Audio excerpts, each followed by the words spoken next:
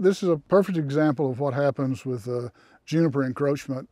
In 1950, all the juniper was hand cut off this whole experiment station.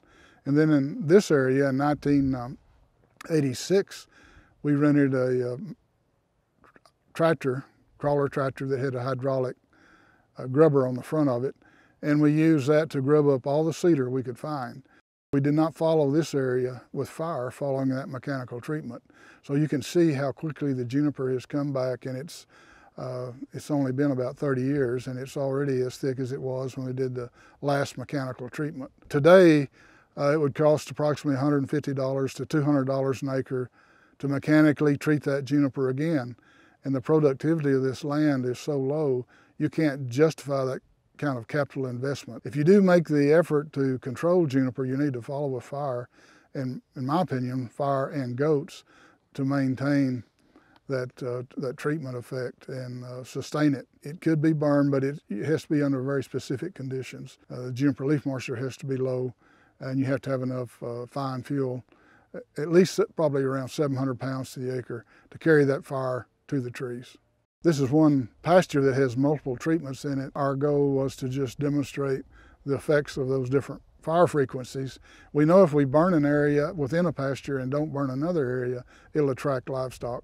And so that would affect our ability to burn those other strips as frequently as we wanted to. I'm a big supporter of patch burning, but this wasn't set up for patch burning. When you first start, if you haven't burned an area and you start burning the first time, it may take a fire as frequently as you can do it for 2 or 3 burns, and then after about the 3rd burn, you can probably go to about a burn interval of every 7 to 10 years. Grass can be used for fuel, or grass can be used for fire. And so to be a good manager, you have to learn how to budget that grass and use some of it for grazing and use some of it for fuel to fire to maintain a good productive landscape. We're standing in a burn treatment that has a frequency, a fire interval of every 12 years. And this area has only been burned 1 time, or 2 times actually, since that mechanical treatment. It's certainly more open than the area where we've only done the mechanical treatment and didn't follow with fire. You can see there's more grass production on this particular burn treatment than the previous stop, but that 12-year fire interval is probably not frequent enough to get the suppression that we want on the woody plants. The problem with burning in this part of the world is that we're in a semi-arid environment, and precipitation is highly variable, and so and it's difficult to forecast, in fact impossible to forecast ahead of time if you're going to have an adequate fuel load or not. This has been on a 5-year burn interval for the past 20 years, and it's pretty reflective of what the landscape looks like with that kind of burn treatment. It's fairly open. There is still woody plants here, live oaks still here. There is some juniper here. There's a lot more grass production on this area because of more of the openness of the landscape, and it's a much more productive area than areas where we've allowed juniper to dominate.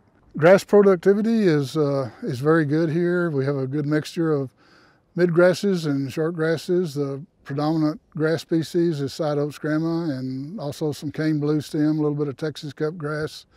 Short grasses would be mostly curly mesquite.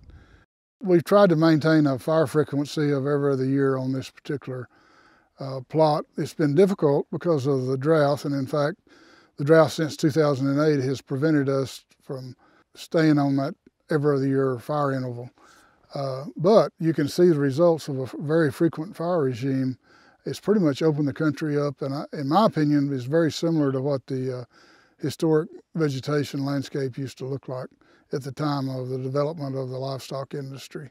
Very few woody plants, very open grassland, savanna type landscape, lots of biodiversity, more perennial forbs here than more closed juniper canopy areas.